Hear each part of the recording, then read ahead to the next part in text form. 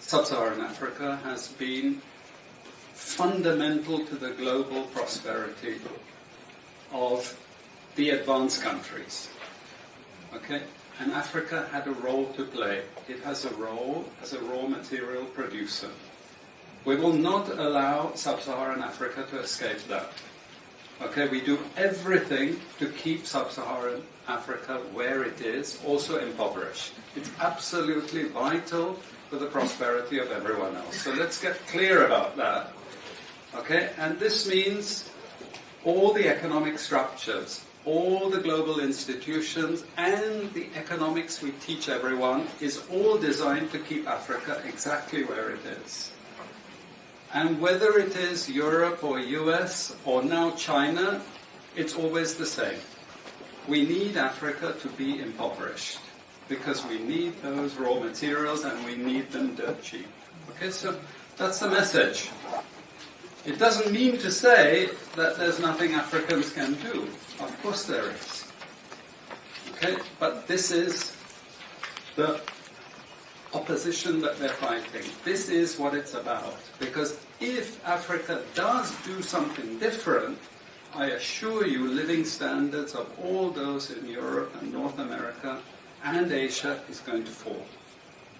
Okay? And that is a big price to pay. I assure you that the West is not going to allow that without a big fight. Okay, so this is what it's fundamentally about. What I want to show you is how these structures are operating. It's just 20 minutes, so we can't do very much, but just to give you a little bit of an idea. And why I keep the ideology part there is because we are part of the producers of ideology.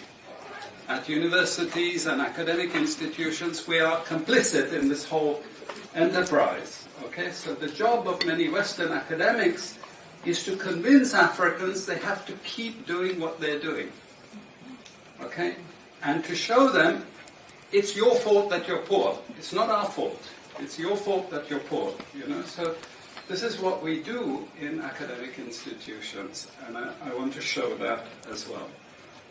Let me just start. This is what it's basically about, so you know what it's about. But I want to just show you the extent to which Africa is specializing in the production of raw materials and basic agricultural goods.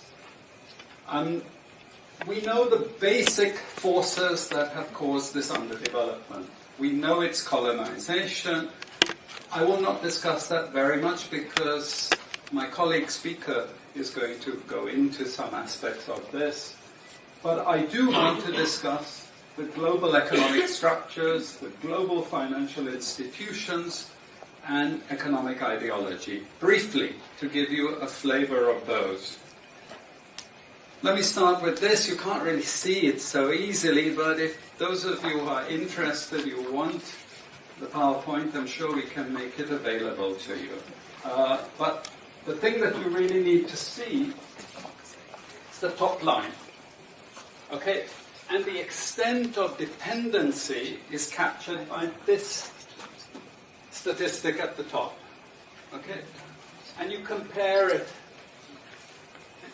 with all other income groups, and what you see is essentially in that one statistic how dependent sub-Saharan Africa is on raw material production.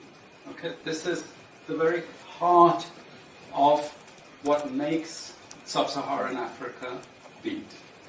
Okay?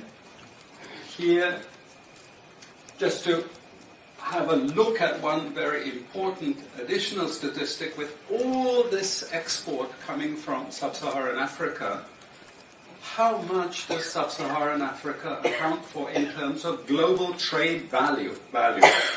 We know there are vast resources coming from there, but look at the bottom line in terms of global trade value. Look at that.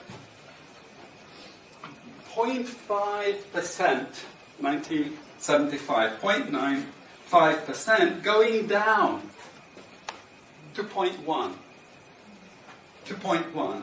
Meaning that with all these vast resources being produced, how much are they getting for it?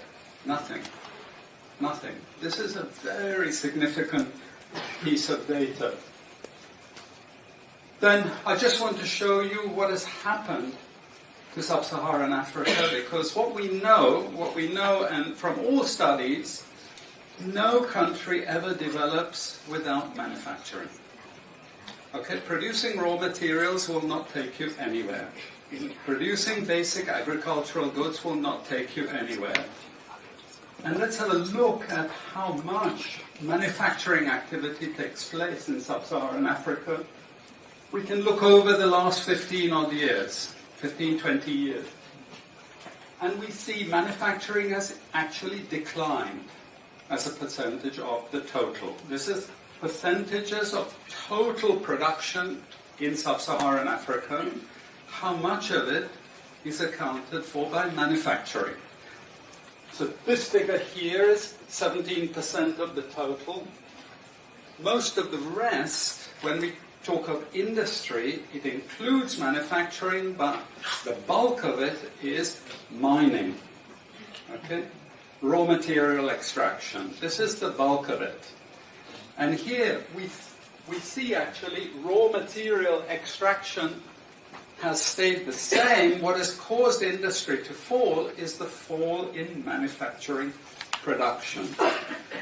This is deliberate because we will never, as Western economists, as Western policymakers, we cannot afford to allow Africa to industrialize and start producing manufactures. Okay, so we will do everything to stop that. And I'm going to show you how we actually block that.